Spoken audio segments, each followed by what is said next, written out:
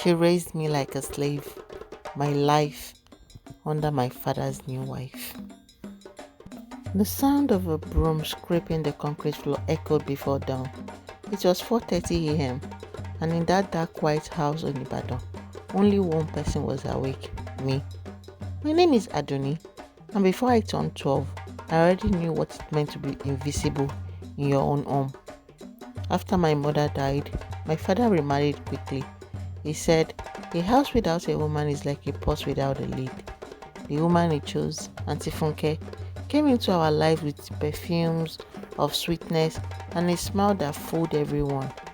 On our wedding day, she held me close and whispered, "Don't worry, my daughter. I will take care of you like my own." But she lied. The first few weeks were fine.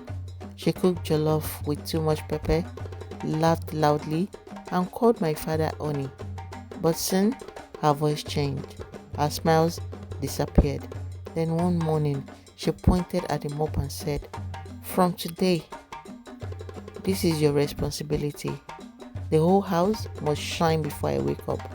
At first, I thought it was normal.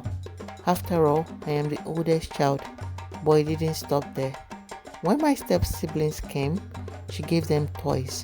I got chores. They went to school in polished shoes. I went in worn slippers. They ate fried plantain. I ate leftovers. Sometimes cold, sometimes burnt. And when my father wasn't home, she called me names.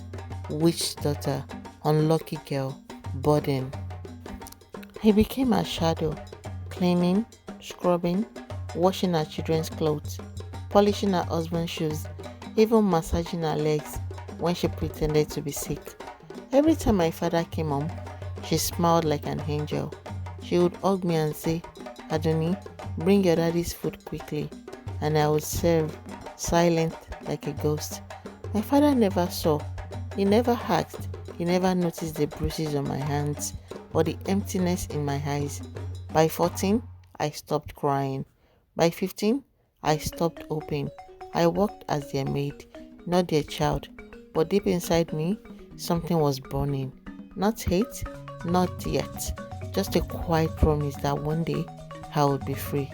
One evening, after a long day of chores, I heard voices in the living room. My stepmother was on the phone. She didn't know I was listening. "Ha, sister me, don't worry," she said laughing. "That girl won't even finish school. As long as I'm in this house, I will make sure she remains under my feet." Something in me broke. That night, I packed my books and a few clothes in a nylon bag. I waited until the house fell silent, then slipped out through the back door. The streets of Ibadan at night can be cruel. The air smelled of dust and fuel. I had nowhere to go.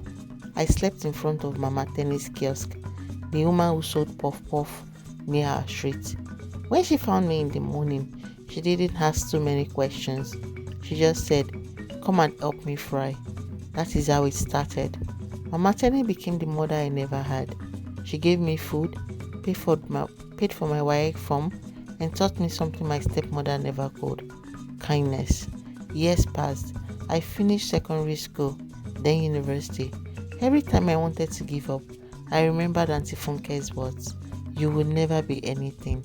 Those words became fire in my chest. I turned them into fuel. 15 years later, I returned to Ibadan. Not as a frightened girl who scrubbed floors, but as Dr. Adoni Adewale, a medical doctor working with an international health organization. When I pulled up at my father's compound, it looked smaller. The walls were faded, the hair quieter. Auntie Funke opened the door. Time had taken her beauty. Her eyes were tired, her hands shaking. She looked at me, didn't recognize me at first. Then her face went pale. "Adoni," she whispered. I smiled. "Good evening, ma. I came to see my father." My father came out, older, weaker. When he saw me, he froze. Then tears filled his eyes. "My daughter, forgive me. I failed you." I looked at him, then at her. The woman who once made me feel worthless now stood trembling before me. I could have humiliated her. I would have thrown her words back at her, but I didn't.